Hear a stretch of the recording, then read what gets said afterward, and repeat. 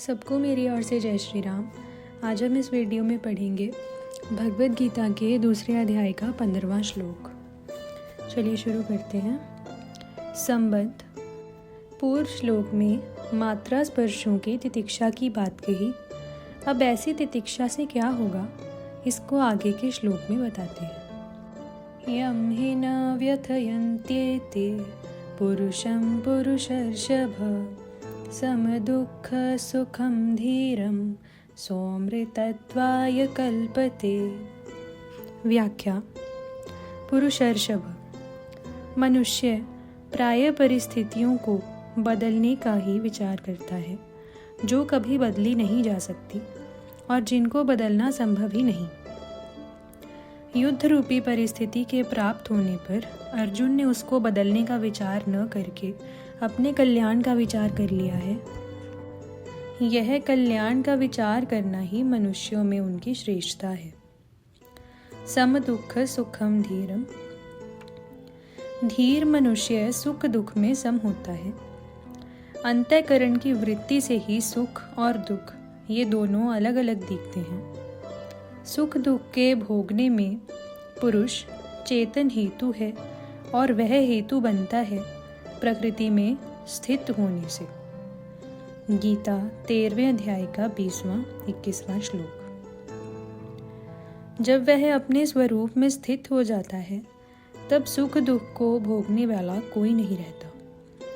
अतः अपने आप में स्थित होने से वह सुख दुख में स्वाभाविक ही सम हो जाता है। यम ही न व्यथयन्त्येते पुरुषम। धीर मनुष्य को ये मात्रा स्पर्श अर्थात प्रकृति के मात्र पदार्थ व्यथा नहीं पहुंचाते।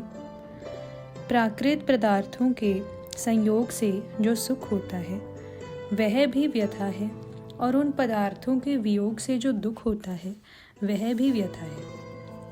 परंतु जिसकी दृष्टि समता की तरफ है, उसको ये प्राकृत पदार्थ सुखी दुखी नहीं कर सकते।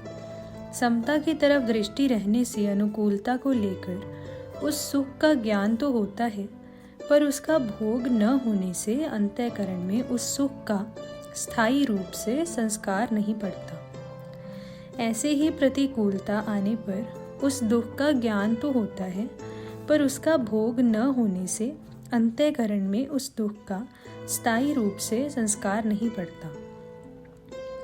इस प्रकार सुख दुख के संस्कार न पड़ने से वह व्यथित नहीं होता। तात्पर्य यह हुआ कि अंतःकरण में सुख दुख का ज्ञान होने से वह स्वयं सुखी दुखी नहीं होता। सोमृतत्वाय कल्पते। ऐसा धीर मनुष्य अमरता के योग्य हो जाता है, अर्थात उसमें अमरता प्राप्त करने की सामर्थ्य आ जाती है। सामर्थ्य योग्यता आने पर वह अमर ही हो जाता है। इसमें देरी का कोई काम नहीं, कारण कि उसकी अमरता तो स्वतः सिद्ध है। केवल पदार्थों के संयोग वियोग से जो अपने में विकार मानता था, यही गलती थी। विशेष बात यह मनुष्य योनि सुख दुख भोगने के लिए नहीं मिली है, प्रत्युत सुख दुख से ऊंचा उठकर महान आनंद परम शांति की प्राप्ति के लिए मिली है। जिस आनंद सुख शांति के प्राप्त होने के बाद और कुछ प्राप्त करना बाकी नहीं रहता। अगर अनुकूल वस्तु व्यक्ति परिस्थिति आदि के होने में अथवा उनकी संभावना में हम सुखी होंगे, अर्थात हमारे भीतर अनुकूल वस्तु व्यक्ति आदि को प्राप्त करने की कामना लोलुपता रहेगी, तो हम अनुकूलता का सदुपयोग नहीं कर सकेंगे। अनुकूलता का सदुपयोग करने की सामर्थ्य शक्ति हमें प्राप्त नहीं हो सकेगी, कारण कि अनुकूलता का सदुपयोग करने की शक्ति अनुकूलता के भोग में खर्च हो जाएगी, जिससे अनुकूलता का सदुपयोग नहीं होगा किंतु भोग ही होगा।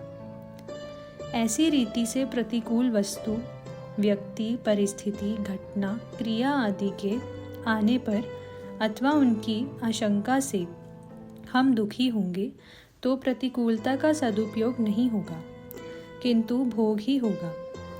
दुख को सहने की सामर्थ्य हमारे में नहीं रहेगी, अतः हम प्रतिकूलता के भोग में ही फंसे रहेंगे और दुखी होते रहेंगे। अगर अनुकूल वस्तु, व्यक्ति, परिस्थिति, घटना आदि के प्राप्त होने पर सुख सामग्री का अपने सुख, आराम, सुविधा के लिए उपयोग करेंगे और उससे राजी होंगे, तो यह अनुकूलता का भोग हुआ। परंतु निर्वाह बुद्धि से उपयोग करते हुए उस सुख सामग्री को अभावग्रस्तों की सेवा में लगा दें, तो यह अनुकूलता का सदुपयोग हुआ। अतः सुख सामग्री को दुखियों की ही समझें, उसमें दुखियों का ही हक है। मान लो कि हम लखपति हैं, तो हमें लखपति होने का सुख होता है, अभिमान होता है। परंतु यह सब तब होता है जब हमारे सामने कोई लखपति ना हो। अगर हमारे सामने हमारे देखने सुनने में जो आते हैं वे सब के सब करोड़पति हों, तो क्या हमें लखपति होने का सुख मिलेगा? बिल्कुल नहीं मिलेगा। अतः हमें लखपति होने का सुख तो अभावग्रस्तों ने, दरिद्रों ने ही दिया है।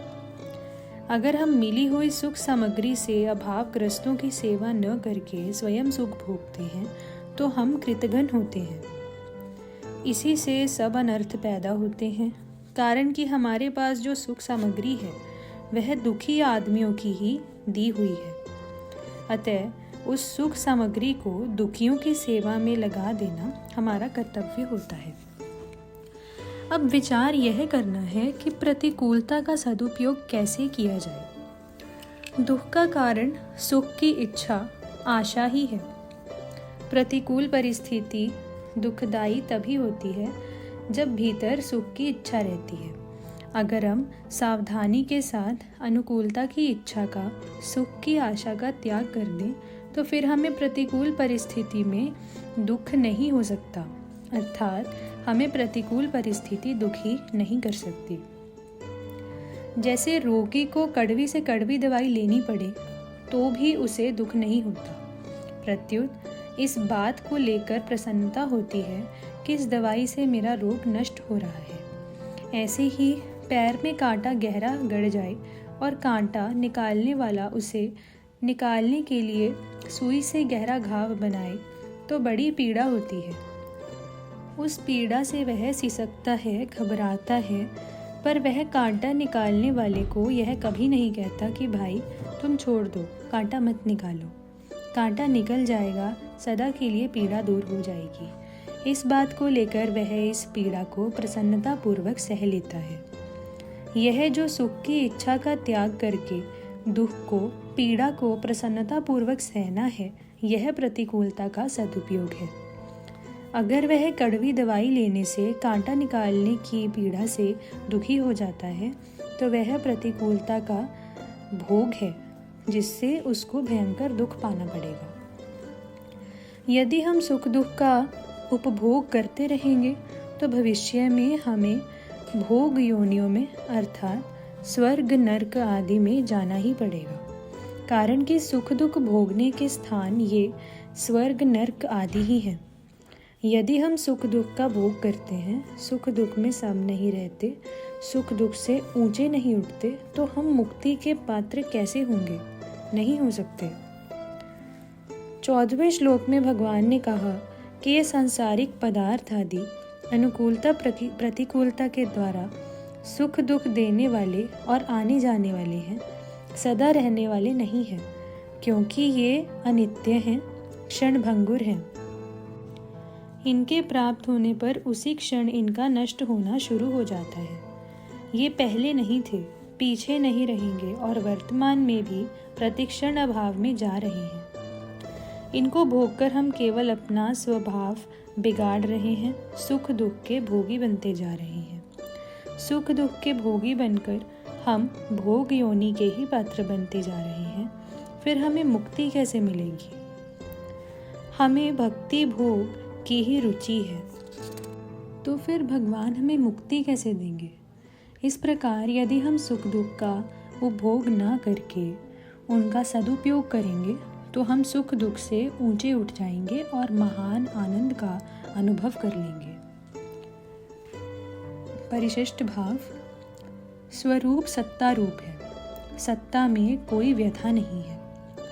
शरीर में अपनी स्थिति मानने से ही व्यथा होती है, अतः शरीर में अपनी स्थिति मानते हुए कोई भी मनुष्य व्यथा रहित नहीं हो सकता। व्यथा रहित होने का तात्पर्य है प्रिय को प्राप्त होकर हर्षित न होना और अप्रिय को प्राप्त होकर उद्विग्न न होना। गीता 5वें अध्याय का 20वां श्लोक। व्यथा रहित होने से मनुष्य की बुद्धि स्थिर हो जाती है। स्थिर बुद्धि सम्मूढ़। सुखदायी दुखदायी परिस्थिति से सुखी दुखी होना ही व्यथित होना है। सुखी दुखी होना सुख दुख का भोग है।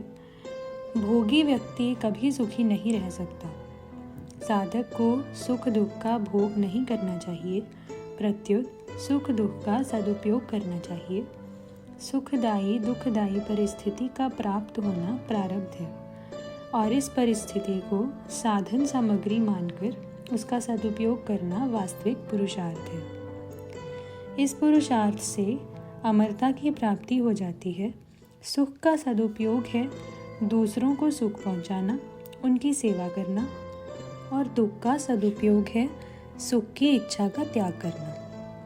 दुख का सदुपयोग करने पर साधक दुख के कारण की खोज करता है। दुख का कारण है सुख की इच्छा। ये ही संस्पर्शजा भोगा दुख योनय एवति। जो सुख दुख का भोग करता है उस भोगी का पतन हो जाता है, और जो सुख दुख का सदुपयोग करता है वह योगी सुख दुख दोनों से ऊंचे उठकर अमरता का अनुभव कर लेता है। राम।